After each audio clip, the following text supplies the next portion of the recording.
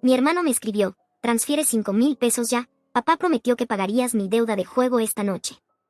El mensaje llegó a las 9:47 de la noche un martes mientras estaba en pijama viendo Netflix con un tazón de palomitas en mi regazo. Y cuando lo leí tuve que leerlo 3 veces más porque estaba segura de que era una broma o que alguien había hackeado el teléfono de mi hermano. Decía exactamente: Andrea, necesito que me transfieras 5,000 pesos ahora mismo a esta cuenta. Papá ya habló contigo y prometió que lo harías. Estos tipos vienen en camino y si no pago esta noche me van a romper las piernas. Por favor, es urgente, seguido de un número de cuenta bancaria que no reconocí y aproximadamente 15 emojis de caras llorando y manos rezando. Mi nombre es Andrea, tengo 31 años, soy dentista con mi propia clínica y he trabajado como esclava durante los últimos 8 años para llegar donde estoy. Me gradué con una deuda estudiantil masiva que terminé de pagar hace apenas un año, compré mi departamento hace 6 meses, y finalmente, estoy en un punto de mi vida donde puedo respirar financieramente y tal vez empezar a disfrutar un poco del dinero que gano en lugar de solo sobrevivir. Mi hermano Rodrigo tiene 27 años y es básicamente un desastre humano caminante, y sé que suena cruel decirlo así de mi propio hermano, pero es la verdad absoluta. Dejó la universidad después de 2 semestres porque no era para él. Ha tenido probablemente 20 trabajos diferentes en los últimos 5 años y ninguno le dura más de 3 meses porque siempre encuentra alguna excusa de por qué el jefe es injusto o los compañeros son malos o el trabajo está por debajo de sus capacidades. Pero su verdadero problema, el que ha estado arruinando su vida y la de toda mi familia durante los últimos 3 años, es el juego. Empezó con apuestas deportivas online que según él era solo por diversión, luego pasó a póker en casinos locales donde juraba que tenía un sistema infalible, y ahora aparentemente está involucrado con prestamistas ilegales que amenazan con romperle las piernas si no paga. Lo cual honestamente no me sorprende para nada. Mis padres, Dios los ama pero son parte del problema, han estado rescatando a Rodrigo de sus desastres financieros desde que tiene uso de razón. Cuando tenía 16 años y chocó el auto que mis papás le compraron, ellos pagaron las reparaciones y le compraron otro auto, cuando tenía 19 y perdió 2,000 pesos en una noche de póker. Mi papá vació su cuenta de ahorros para sacarlo del problema, cuando tenía 23 y lo despidieron de 3 trabajos seguidos. Mis padres le pagaban la renta de su departamento porque no podían dejarlo en la calle. Yo por otro lado nunca recibí ese nivel de apoyo. Cuando tenía 17 y necesitaba dinero para el examen de admisión a la universidad, tuve que trabajar de mesera durante 3 meses para pagarlo. Cuando estaba en la universidad y no podía pagar mis libros, tuve que comprar versiones usadas y hacer turnos extra en la biblioteca, cuando me gradué con deuda estudiantil. Mis papás me dijeron: estamos orgullosos de ti, ahora es tiempo de que seas independiente, mientras seguían manteniendo a Rodrigo económicamente. Y la razón es simple y la he sabido toda mi vida: soy mujer y soy responsable, así que según la lógica retorcida de mis padres, no necesito ayuda porque puedo arreglármela sola. Mientras que Rodrigo es hombre y es delicado, así que necesita apoyo constante, es sexismo combinado con favoritismo y ha sido la dinámica de mi familia desde siempre. Entonces cuando recibí ese mensaje a las 9:47 de la noche exigiendo 5,000 pesos porque mi papá supuestamente había prometido que yo lo haría, sentí una furia que no había sentido en años. Agarré mi teléfono y llamé a mi papá inmediatamente. Él contestó al tercer ring con su voz calmada de no pasa nada. Andrea, ¿qué pasa? ¿Qué pasa? ¿Qué pasa? Casi grité. ¿Le dijiste a Rodrigo que yo iba a pagarle 5,000 pesos para su deuda de juego? Silencio del otro lado, lo cual era toda la confirmación que necesitaba. Andrea, mija, cálmate, déjame explicarte la situación. No, papá, tú me vas a dejar explicar a mí la situación, lo interrumpí. Trabajé 8 años para pagar mis deudas. 8 años viviendo con lo mínimo, sacrificando todo, y ahora que finalmente tengo algo de estabilidad. ¿Crees que voy a regalar 5,000 pesos para rescatar a Rodrigo de otra de sus tonterías? No es una tontería, Andrea, le van a hacer daño. Estos tipos son peligrosos. ¿Y cómo llegó a deber dinero a tipos peligrosos, papá? ¿Fue por accidente? ¿Lo forzaron a apostar? No, él eligió esto, él sigue eligiendo esto, y ustedes siguen rescatándolo de las consecuencias. Eres su hermana, dijo mi papá, usando el argumento de siempre. La familia se ayuda. La familia se pide ayuda, dije, no exige dinero asumiendo que la otra persona va a pagar. Rodrigo ni siquiera me preguntó. Me ordenó que transfiriera el dinero porque tú le dijiste que lo haría. ¿Cuándo exactamente hablamos tú y yo sobre esto? Más silencio, porque la respuesta era nunca. Mi papá había prometido mi dinero sin siquiera consultarme. No voy a transferir nada, dije firmemente, y no quiero que vuelvan a poner mi nombre en medio de los problemas financieros de Rodrigo. Andrea, por favor, solo esta vez. Después le vamos a poner límites, lo prometo. Me reí sin humor porque había escuchado esa promesa aproximadamente 50 veces en los últimos años. No, papá, no es mi problema. Si quieres ayudarlo, usa tu propio dinero, vende algo, pide un préstamo.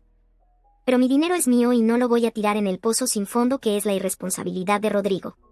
Colgué antes de que pudiera responder y bloqueé mi teléfono porque sabía que vendría una avalancha de llamadas y mensajes. Y efectivamente, en los siguientes 10 minutos recibí 14 llamadas de mi papá, 8 de mi mamá, 23 mensajes de Rodrigo, cada vez más desesperados y algunos insultantes. Y hasta un mensaje de mi tía Beatriz que decía: tu hermano te necesita, ¿cómo puedes ser tan egoísta? Lo ignoré todo, volví a mi Netflix. Pero ya no podía concentrarme porque mi cerebro estaba dando vueltas, una parte de mí se sentía culpable, ¿y si realmente le hacían daño a Rodrigo? ¿Y si esto era diferente a las otras veces? Pero la parte más grande y más sabia de mí sabía que si pagaba esta vez, habría una siguiente vez, y otra, porque eso es lo que siempre pasaba. A la mañana siguiente desperté con 47 mensajes sin leer, la mayoría de Rodrigo y mis papás.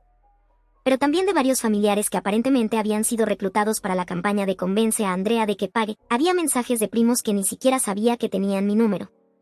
De la amiga de mi mamá, hasta del padrino de Rodrigo. Pero el mensaje que realmente me llamó la atención era de mi mamá, enviado a las 6:23 de la mañana. Andrea, tu papá y yo vaciamos nuestra cuenta de ahorros para pagar la deuda de Rodrigo. Eran 3.500 pesos que teníamos guardados para emergencias, tuvimos que pedir prestado el resto. Espero que puedas vivir con esto en tu conciencia. Leí ese mensaje y sentí simultáneamente alivio porque Rodrigo estaba a salvo. Y furia absoluta porque mi mamá estaba intentando hacerme sentir culpable por no sacrificar mi estabilidad financiera por el desastre de mi hermano. Le respondí: mamá, lamento que tuvieran que usar sus ahorros, pero esa fue su decisión, nadie los obligó, yo no creé este problema y no soy responsable de solucionarlo. Y si intentas hacerme sentir culpable por tener límites financieros saludables, no va a funcionar. No respondió, pero 15 minutos después Rodrigo me llamó. Dudé antes de contestar, pero finalmente lo hice. ¿Qué quieres, Rodrigo? Eres una maldita egoísta, dijo inmediatamente, casi me rompen las piernas por tu culpa. Por mi culpa, me reí incrédulamente. Rodrigo, yo no te obligué a apostar. Yo no te obligué a pedir dinero prestado a criminales. Tus problemas son resultado de tus decisiones. Eres mi hermana, se supone que me apoyes. Te he apoyado, dije. Te conseguí trabajo en la clínica de mi amiga hace 2 años y te despidieron por llegar tarde constantemente. Te presté 500 pesos hace un año para emergencias, que nunca me devolviste. Te he dado consejos, contactos, oportunidades, pero ya no voy a darte dinero para alimentar tu adicción. No es una adicción, solo tuve mala suerte. Rodrigo. Has tenido mala suerte durante 3 años seguidos, eso no es mala suerte, eso es un problema. Necesitas ayuda profesional. Lo que necesito es una hermana que no sea una perra sin corazón, escupió, y luego colgó. Esas palabras dolieron más de lo que quería admitir, pero me mantuve firme porque sabía que estaba haciendo lo correcto. Pasaron 2 semanas donde no tuve contacto con mi familia. Mis papás no me llamaban, Rodrigo definitivamente no, y el silencio era extraño pero también pacífico. Luego un sábado por la tarde estaba en el supermercado cuando vi a mi mamá en el pasillo de cereales. Ella me vio también y por un momento pensé que iba a ignorarme, pero se acercó con cara cansada. Andrea, dijo. Mamá, respondí cautelosamente. Necesitamos hablar. Terminamos sentadas en una cafetería cerca del supermercado. Mi mamá ordenó un café negro y se veía como si no hubiera dormido bien en días. Rodrigo está en terapia, dijo sin preámbulo, lo inscribimos en un programa para adictos al juego. Me quedé sorprendida, ¿de verdad? Sí, después de que pagamos su deuda. Le dijimos que era la última vez, que si volvía a apostar, tendría que irse de la casa y resolver su propia vida. Mi mamá tomó un sorbo de café, tu papá y yo hemos estado hablando mucho. Y nos dimos cuenta de que tienes razón, hemos estado permitiendo su comportamiento. Wow, fue todo lo que pude decir. No fue fácil admitirlo, continuó mi mamá, durante años nos dijimos que solo estábamos ayudando a nuestro hijo, que eso es lo que hacen los buenos padres. Pero la verdad es que lo estábamos lastimando, cada vez que lo rescatábamos, le quitábamos la oportunidad de aprender de sus errores. Aprecio que lo reconozcas, dije honestamente. También me di cuenta de algo más, dijo mi mamá, sus ojos llenándose de lágrimas, nunca te apoyamos de la misma manera, siempre asumimos que tú estarías bien porque eres fuerte. Pero eso no era justo. Trabajaste tan duro y lograste tanto, y nunca te celebramos como deberíamos. Sentí mi propia garganta cerrarse con emoción. Cuando éramos niños, dije suavemente, siempre sentí que tenía que ser perfecta porque Rodrigo ya estaba tomando toda la atención con sus problemas. Así que me convertí en la hija invisible que nunca causaba problemas, que siempre tenía todo bajo control. Pero por dentro solo quería que alguien notara lo difícil que estaba trabajando. Mi mamá empezó a llorar. Lo siento tanto, Andrea, siento no haber visto eso. Siento haberte hecho sentir invisible. Nos abrazamos ahí en medio de la cafetería, las dos llorando.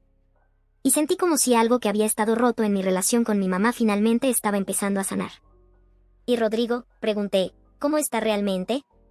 Está luchando, admitió mi mamá. Las primeras sesiones de terapia fueron duras, tuvo que confrontar muchas cosas sobre sí mismo que no quería ver. Pero está yendo, está intentando, consiguió un trabajo en una bodega, no es glamoroso pero es estable y lo está tomando en serio. Me alegro, dije, y lo decía en serio. Quiere hablar contigo, dijo mi mamá, no hoy, todavía está procesando muchas cosas, pero eventualmente quiere disculparse apropiadamente. Cuando esté listo, dije. Estaré aquí. Pasaron otros 3 meses antes de que Rodrigo me llamara. Su voz sonaba diferente, más madura, menos defensiva. Andrea, ¿podemos vernos? Nos encontramos en un parque cerca de mi clínica. Rodrigo se veía diferente también, más delgado, con ojeras, pero había algo en sus ojos que no había visto antes. Claridad tal vez, o humildad. Gracias por venir, dijo cuando me senté en la banca junto a él. Claro, dije.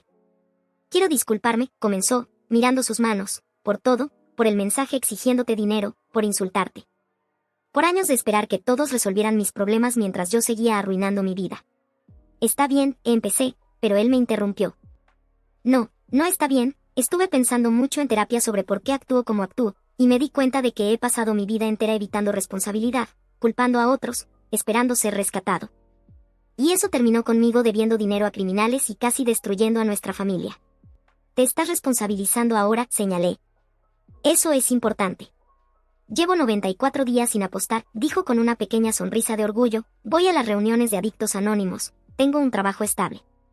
Estoy pagándole a papá y mamá de vuelta poco a poco cada mes, y por primera vez en mi vida, siento que estoy construyendo algo en lugar de solo destruir. Sentí lágrimas en mis ojos, Rodrigo. Estoy tan orgullosa de ti.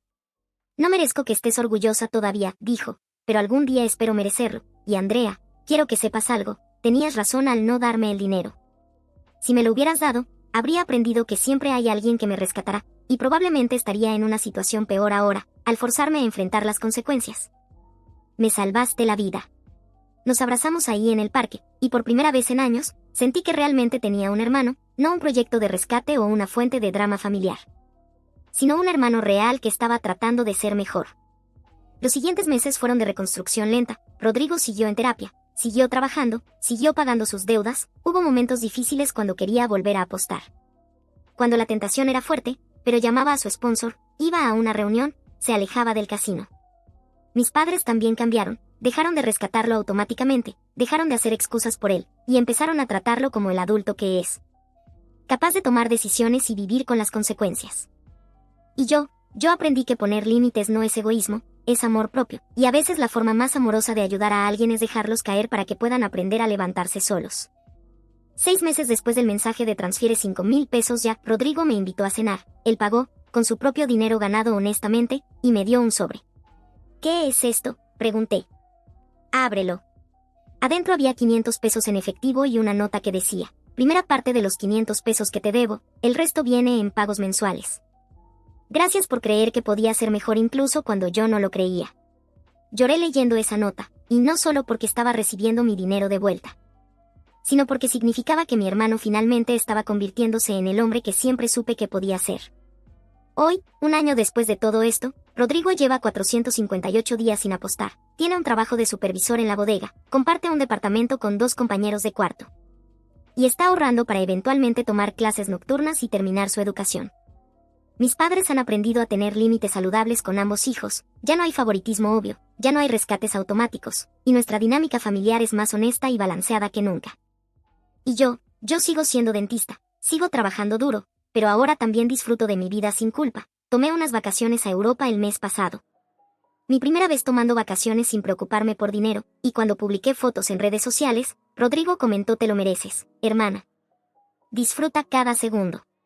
Esas palabras valieron más que cualquier disculpa elaborada, porque venían de un lugar de genuina alegría por mi felicidad, no de resentimiento o envidia. La moraleja de mi historia es esta: cuando alguien te pide dinero para resolver un problema que ellos crearon, especialmente si es un patrón repetitivo, decir no te hace mala persona. Te hace sabia, porque el verdadero apoyo no es rescatar a alguien de cada consecuencia, es estar ahí cuando decidan rescatarse a sí mismos. Y a veces la mejor forma de ayudar es dejar que toquen fondo para que finalmente puedan empezar a subir. So the moral of the story is to never gamble. Thank you for watching.